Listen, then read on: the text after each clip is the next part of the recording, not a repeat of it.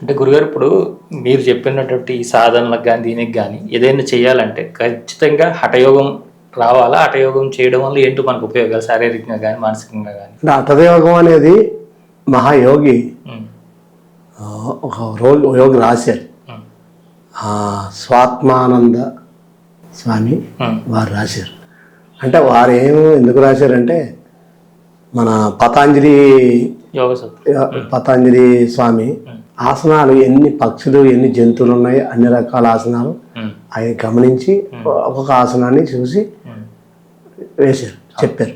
వారు అభ్యాసించగా రాబోయే తరాలకు అందించారు. హఠయోగం అలా కాదు. హఠయోగం ఒక యోగికి హఠయోగం ఎందుకు కావాలంటే రాబోయే ఈ శరీరాన్ని వజ్రదేహంగా మార్చుకుని పంచభూతాలన్నిటిని కూడా తనలో ఇముడ్చుకుని పంచభూతాల్లోనూ ఆయన ఆ శక్తిని తీసుకోవడానికి హఠయోగం కావాలి. ఇది అందరికీ ఈ యోగానికి రావడానికి కొన్ని వాటిని వదులుకోవాలి. అంటే సమస్యల్లో ఉండడం, లేకపోతే ఏదన్నా వ్యాపారాల్లోనూ నష్టాలు లాభాలు ఇవన్నీ చూసుకుని ఇందులో రావాలంటే ఈ పీడిస్తూ ఉంటాయి, ఏదో బాధ అన్నీ వదిలి కొంతకాలం ఇందులోకి వచ్చేస్తే హఠయోగం వస్తుంది. హఠయోగం వచ్చిన తర్వాత కూడా చాలా మంది నేర్చుకుంటున్నారు. చాలా మంది ఈ మధ్యకాలంలో అందరూ నేర్చుకుంటున్నారు. నేర్చుకున్న విద్యని దేనికోసం అంటే తన శరీరాన్ని కాపాడుకోవడం కోసం. హఠయోగం అంటే తన శరీరాన్ని కాపాడుకోవడం కోసమే. దీనివల్ల ఎవరికి విద్యలు ఇవ్వడానికి కాదు. ప్రపంచంలో ఈ శక్తిని అంతటిని ఒక రూట్లోకి తీసుకొచ్చి దాన్ని మన లోపల పెట్టడే యోగం. అంటే మనకుండే కొన్ని కర్మలు, మనం పూర్వజన్మలో చేసిన కర్మలన్నీ కూడా రాకుండా కాపాడుకునేది ఏదైతే ఉందో అది హఠయోగం. పూర్వజన్మ కర్మలు ఎప్పుడు పోతాయి? ఈ సాధన చేస్తుంటే అవి కరిగిపోతాయి. ఈ కర్మలు రానియకుండా ఈ సాధన ద్వారా గురువు ఏదైనా తొందరగా కర్మలన్నీ పక్కకు తొలగించేస్తాడు. గురువు చేసే పని ఏంటంటే తన సూపు ద్వారాగా, దాని వాక్ ద్వారాగా, తన సంకల్పం ద్వారాగా మనకుండే కర్మలన్నీ తగ్గించేస్తారు. అష్టసిద్ధులు అంటారు. అష్టసిద్ధుల్లో కూడా కొన్ని సిద్ధులు వస్తాయి. ఆ సిద్ధుల్లోకి వచ్చిన ప్రతి మనిషి ఏం చేస్తాడంటే అక్కడ ఆగిపోతాడు. అందుకే గురువులు ఏం చేస్తారంటే అది అంత వేగే రహస్యాన్ని చెప్పరు, ఎంతసేపు పని చేయమంటారు. కానీ ఎప్పుడు పని చేస్తున్నా సాధకుడికి ఆటోమేటిక్గా సిద్ధులు వచ్చేస్తాయి, రాకుండా మాత్రం ఉండవు. అందులో హఠయోగం అనేది ఏంటంటే ఈ శక్తుల్ని మన శరీరాన్ని ఈ శక్తులు అడ్డుపడకుండా, అంటే మనం చేసే పనికి ఏది ఆటంకం రాకుండా ఈ ప్రకృతి మనల్ని ఇబ్బంది పెట్టకుండా ఉండడానికి. వర్షం వస్తుంది అనుకోండి, ఇప్పుడు మేము ఎక్కడికన్నా వెళ్తాం, బండి మీద వెళ్తుంటాం, వర్షం వస్తుంది, అర్జెంటుకి వెళ్ళాలి. మేము మనసులో అనుకుంటాం స్వామి కొంచెంసేపు ఆగితే బాగుంటుంది, వర్షం అన్ని చోట్ల పడచ్చు, నా దగ్గర పడదు. నేనే కాదు మా శిష్యులు కూడా ఏదైనా కార్యక్రమం అవుతుందో నాకు ఫోన్ చేస్తారు, గురుగారు వర్షం వచ్చేస్తుంది, ఫంక్షన్ ఆగిపోయేలా అంటారు. అమ్మ మీరు అందరూ కలిసి కూర్చొని సాధన చేయండి, ఆగుతుంది. చుట్టుపక్కల అంతా పడుతుంది, అక్కడ వర్షం పడదు. అంటే ఏముంది ఇక్కడ? సంకల్పం దేనికోసం అంటే అష్టసిద్ధుల్లోనూ ఒక సంకల్పం ఉంది. అందరు మానవ శక్తి ఎప్పుడైతే ప్రశాంతత ఉందో, మానవుడు ప్రశాంతతకు ఎప్పుడైతే వచ్చేస్తాడో, ఏ ఆలస్యం లేకుండా వచ్చేస్తాడో, అప్పుడు హఠయోగం అనుకోకుండా వచ్చేస్తుంది. హఠయోగ సిద్ధులు వస్తాయి. హఠయోగ సిద్ధులు వచ్చినప్పుడు ఈ ప్రశాంతత వచ్చిన గురువు దగ్గర పట్టుకున్నాడు అనుకోండి, ఆ సరైన గురువు దగ్గర, అప్పుడు ఆ సిద్ధులన్నీ ఒకటి వస్తాయి. దాన్ని ఎందుకోసం చెప్పారు? హఠయోగం అనేది ఏంటంటే హఠ అనగానే అంటే ఇప్పుడు ఈ హఠయోగ సాధన అనేది సాధకులు నేర్చుకుంటే కనుక వాళ్ళు తొందరగా ఈ సాధన కుదరడానికి కానీ, లేదంటే ఈ మనం ఏవైతే పంచభూతాల వైపుగా మనం ఆకర్షితం అయిపోతుంటామో, లేదంటే వేరే కోరికలకు అవుతూ ఉంటామో అవన్నీ తగ్గడానికి అవకాశం ఉందంటారు గురుగారు. అయితే హఠయోగంలో ఉందన్నమాట. అంటే హఠయోగం అనేది దీంట్లోకి వచ్చిన వాళ్ళకి ఏమవుద్దంటే ప్రశాంతత వస్తుంది.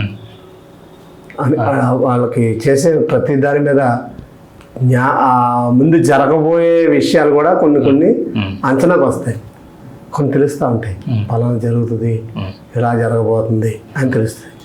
ఈ హఠయోగం అంటే ఈ తెలుసుకోవడం కోసం హఠయోగంలోకి వస్తే తెలుస్తాయి. దీనికి తెలుసుకోవడం కోసం మానేసి ఉన్న వాటిని ఏదో పట్టుకుంటే అవి కొంతకాలం ఇబ్బంది పెడతాయి, కొంతకాలం చెప్తే తర్వాత ఇబ్బంది పెడతాయి. హఠయోగం అలా కాదు.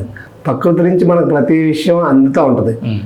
శ్రీకృష్ణ పరమాత్మ జననం ముందు వాళ్ళ శిష్యుని చెల్లిని, కంసుడి చెల్లిని తీసుకెళ్తా ఉన్నారు. ఎవరు చెప్పారు? అయినా నువ్వు తీసుకెళ్తున్నావు కానీ నీకు ప్రాణ నష్టం ఉంది కాబట్టి నువ్వు తీసుకెళ్తున్నావు, ప్రాణ నష్టం ఉందని చెప్పింది. ఎవరు చెప్పారు? ఆకాశవాణి, ప్రకృతి.